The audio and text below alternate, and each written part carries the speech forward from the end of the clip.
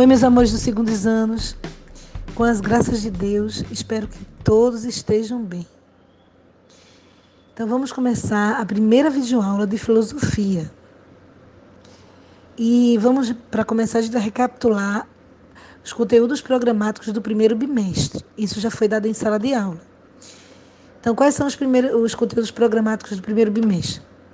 A gente vai ver o conceito de lógica, o surgimento da lógica, para que serve a lógica, diferenças entre lógica formal e lógica dialética, características da lógica formal, proposição, a gente vai ver o conceito, termos da proposição, silogismo, a gente vai ver o conceito, características do silogismo e, por fim, elementos da lógica.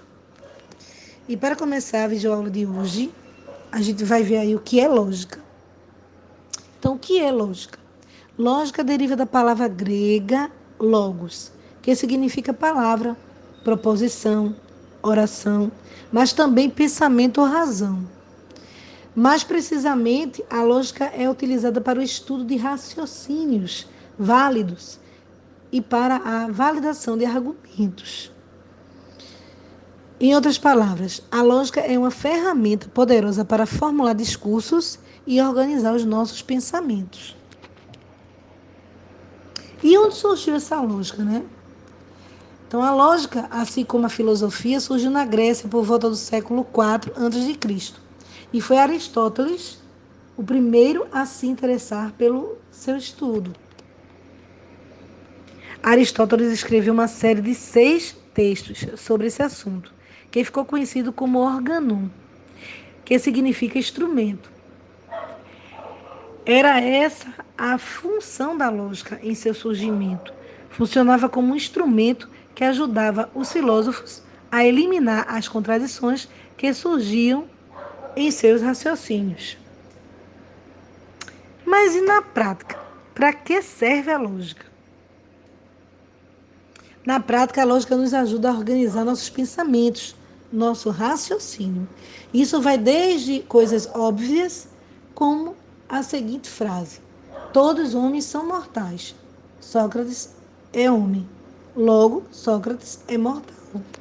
Veja que essa frase tem uma lógica, né? Tem a primeira premissa, aí vem a segunda e a terceira. Então, o que que acontece? Na primeira, a gente afirma: todos os homens são mortais. Na segunda, a gente afirma: Sócrates é homem. E na terceira, a gente conclui, que é a conclusão. Então, logo, Sócrates é mortal. Por ele ser homem, ele é mortal. Até raciocínios importantíssimos para a história da humanidade, como a terceira lei de Newton. Então, veja que a lógica foi até utilizada para esses raciocínios importantíssimos. Então, essa lei de Newton mesmo, que diz: a toda ação há sempre uma reação oposta e de igual intensidade. Ou as ações mútuas de dois corpos, um sobre o outro, são sempre iguais e dirigidas em direções opostas. Então, veja que isso aí, né? Isaac Newton já tinha esse raciocínio lógico, né?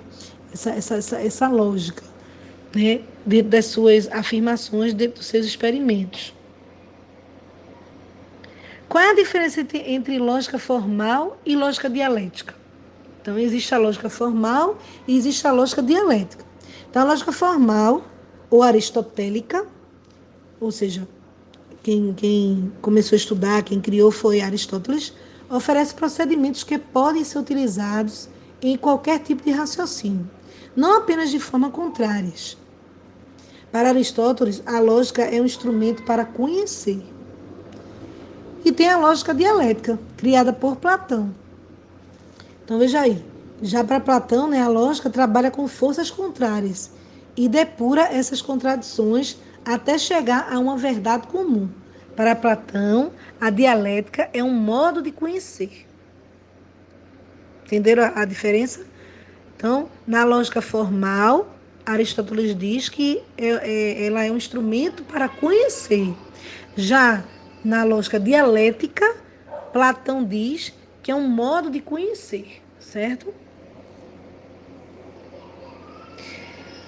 Quais são as características da lógica formal? As características da lógica presentes no organon, lembra o organon, que é os escritos lá de Aristóteles, são, vamos ver todas as características: instrumental, característica formal, característica propedêutica, característica normativa, característica doutrina da prova e característica geral e atemporal. Então, essas são todas as características da lógica formal. Então, vamos ver uma por uma, né? Então, a característica instrumental. Então, é um instrumento de pensamento e linguagem e serve para verificar se eles estão corretos. Então, a lógica formal é esse instrumento. A característica de formal, né? De ser formal. Não se preocupa com o conteúdo do que foi pensado, mas sim com a forma pura do pensamento, expressa pela linguagem. A propedêutica, né, que é mais uma característica.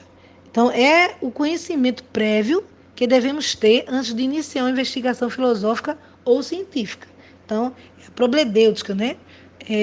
A partir daquele problema, né, a gente vai buscar um conhecimento prévio, para justamente a partir dali a gente buscar alguns fundamentos para uma possível conclusão lógica. Também tem como característica, né, normativa. Então, a lógica ela é normativa. Então, ela fornece regras e normas que o pensamento deve seguir para ser considerado verdadeiro. Também tem a característica de doutrina da prova. O que isso quer dizer? Permite verificar se o raciocínio é verdadeiro ou falso. E, por último, ela tem a característica geral e atemporal. E o que isso quer dizer? Então, a lógica, né, ela tem essa característica geral e atemporal. Então, quer dizer o quê? Os princípios lógicos não podem depender do tempo, do lugar ou das pessoas. Devem ser necessários, universais e imutáveis. Então, essa foi a nossa primeira aula de filosofia. E aí eu estou deixando uma atividade nesse último slide com 4 questões sobre esse assunto que foi explicado. Então, vocês vão responder no caderno. Vai copiar essas perguntas no caderno e vai respondê-las. Então, o que eu estou perguntando aí? O que é lógica? Onde surgiu e quem é o criador da lógica? Para que serve a lógica? E qual a diferença entre lógica formal e lógica dialética? Então, aguardo essa atividade, né, no meu celular, viu, meus queridos? Para que eu possa registrar as suas notas, viu?